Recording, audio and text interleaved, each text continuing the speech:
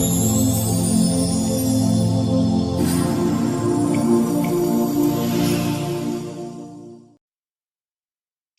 morning. Today is Wednesday, June the 28th. The time right now in Singapore is 3 minutes to noon.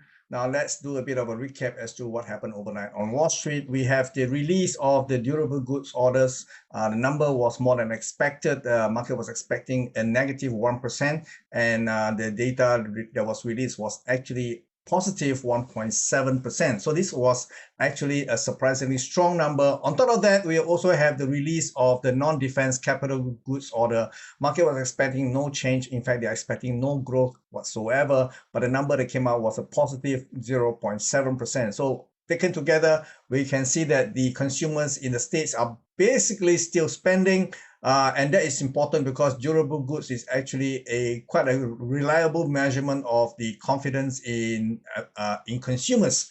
And that actually caused the equity markets to rebound off the Monday's low. And we can see on the chart here, this is a 4 hours time frame. The Dow Jones actually bottomed out on Monday at 33,610, and likely to see further extension of this overnight rebound. Possibly the market could be gunning for 34,100 to 34,215, which is a level that I've been telling you guys throughout the week itself, and that could possibly result in either one of the two scenarios. Market may actually peaks here and before coming down again to complete a three-wave decline, possibly targeting the 33,000 even levels, or the other market could actually use this space at 33,610 to actually propel higher to challenge the high that we saw so far, which was registered 2 weeks ago at 34,588.7. So either of these two scenarios remains possible, so do watch out for both scenarios. Another possibility, if the market may come back down again and go back into this bracket of prices, because the Monday low actually misses my ideal target to buy by a whisker. The ideal level for me is 33,351 to 33,587. The market high was 33,610. So obviously we miss it by at least 20 pips.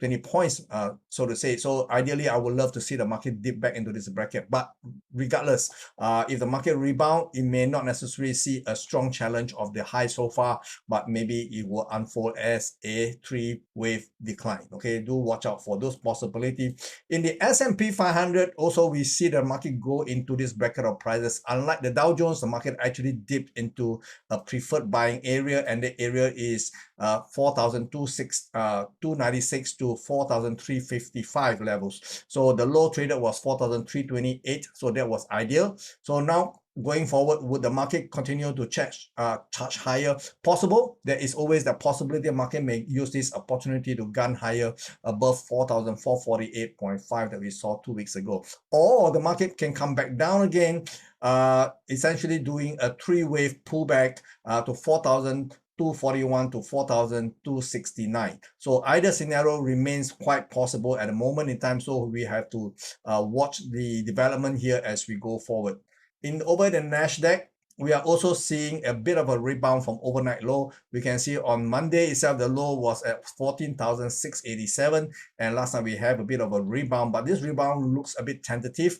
Of course, we are still not ruling out the possibility that we may see another dip going forward. And ideally, I would love to see prices coming back to 14,233 to 14,375. That will be a much more comfortable level to actually look for a buy. And this buy could be the last hooray before the market picks up. I have this idea that the market may somehow find a peak between 15,270 to 16,115. So this last bit of a rally here could be, for all I know, the last rally for this entire sequence. Okay, and over in Asia, we see that the Nikkei itself has rebounded based on the idea that overnight we have US equity on a somewhat firmer basis. The market has already gone back up, and the high traded so far at midday is at 33,118. So this is already beyond what I thought it would do. So anyway, let's see watch for the development, because so far we have a three-wave pullback, and for the market to actually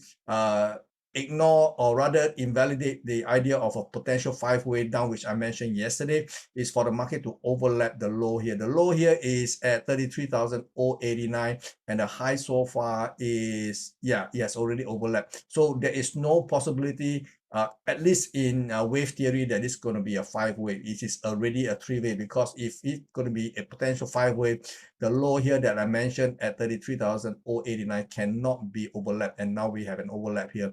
So essentially, I have ruled out the possibility of another dip. So do you believe that the market is going to go beyond 33,773 that we saw so far? Quite possibly, because the entire trajectory of the Nikkei is pretty bullish unless something major happens. And that something major happened was something that I actually mentioned yesterday, because the rate in which the Japanese yen have been falling is causing concern among Japanese officials, and they are beginning to hint that the Bank of Japan may actually come to the market to actually intervene. A convenient level to intervene in the currency market will be somewhere around 145 to the between the dollar and the yen. So later on, when we go to the dollar yen chart, I will show you exactly what I mean. But basically, that's this market, if nothing else happened, it could possibly have enough fuel to continue to hike, to go higher. So unless, like I say, something else major happen in a change of monetary policy, could be a big one. So do watch out for those possibilities. Over in Hong Kong, the market has stabilized at 18,767 over the weekend, and this market now has been going higher. This morning, we have no follow-through buying, not yet, okay, but I think there is always a possibility that the market may have already bottomed up, at least in terms of the corrective pullback here to 18,767, which is actually lying in between a preferred range of prices, which I have previously mentioned, that may actually entice buyer to come back into the market. The level is 18,496 to 18,851. So we can see that the market low at 18,767 is well within this bracket of prices. That is the reason why I think market may be actually going higher, possibly to test the much high at 21,000, on the condition that it take up 20,300, okay, because this has been a barrier to higher prices previously. So in order for the market to go higher, we need this market to clear this hurdle. And then even if the market rebound, this is seen to be a technical rebound, okay, because the entire trend in the Hang Seng is actually quite bearish. Over in the mainland index itself, the idea that we could see a low risk, high reward setup by buying actually is quite panning out pretty well so far. The low so far that we have seen was on Monday at 3,801, and the market has come back into this bracket of prices, which I think is quite conducive to buy, and those levels are 3,759 to 3,818.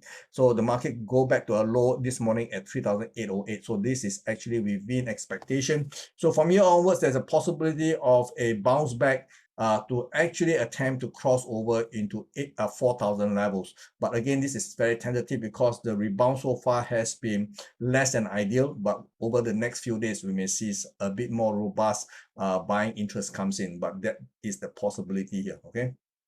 Over in energy markets, we see that the crude oil prices has come back down again, because yesterday we saw the dollar rebounding, and that is obviously not good for commodity prices. Prices come back down, but I think it is still a good buy in my opinion, because like I mentioned previously, this is a triple bottom, and triple bottom is a pattern that actually is suggesting that the market may already find a bottom here and is getting ready to rally. And if we have no more new low below $67.32, then maybe the market could be gunning for at least $73.20 to as high as maybe $74.60. So this is a potential bracket of my target if the market continue to rally from here.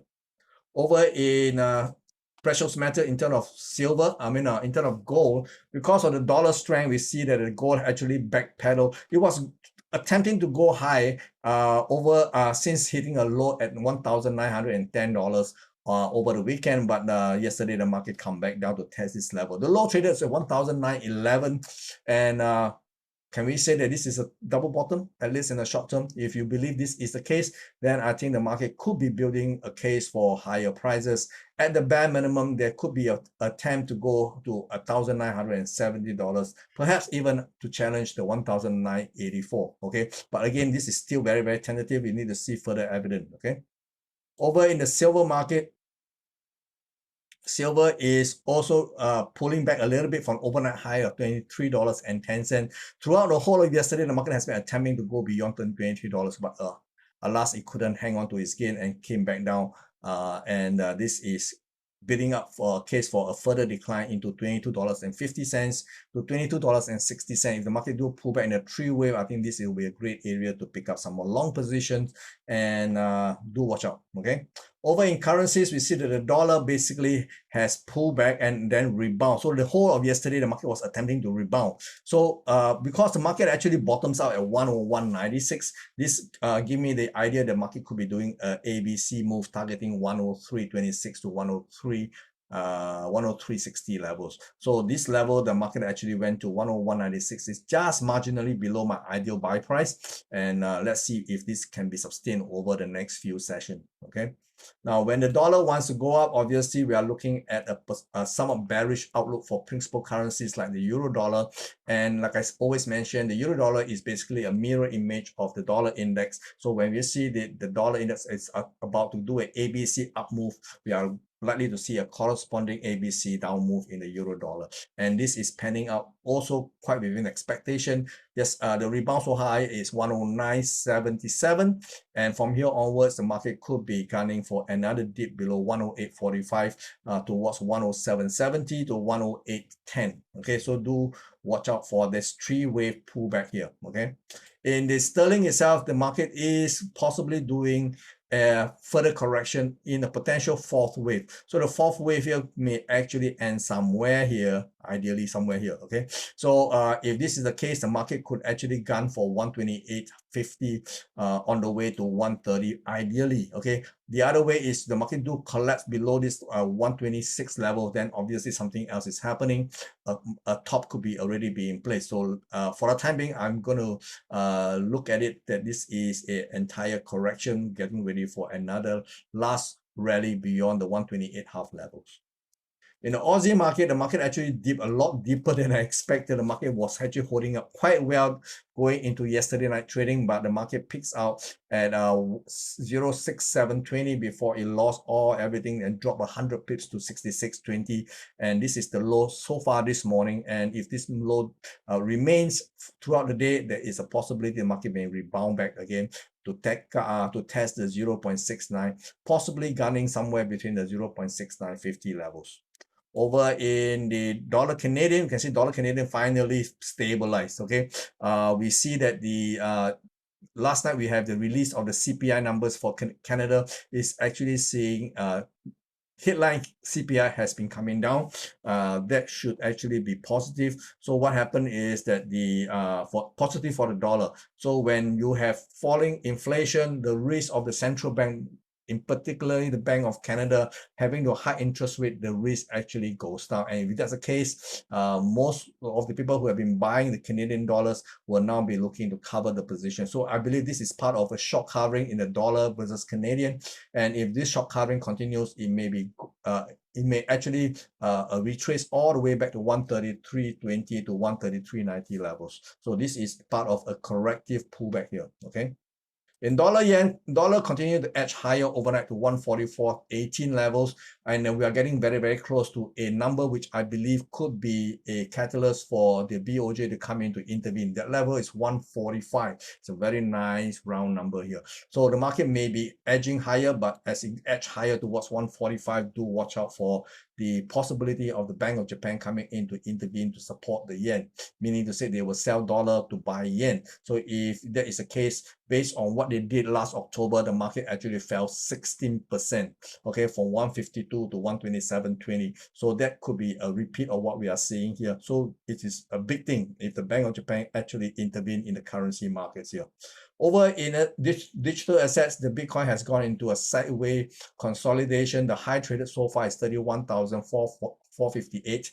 And this consolidation may see further consolidation going into today's trading, possibly gunning for a dip below the 30,000 levels to as low as 29,150 to $29,500 range. So this will be the ideal bracket, but I'm always prepared for a slightly deeper pullback here to as low as 28,000. Regardless of the case, I think this market is suggesting that the bulls are in the market.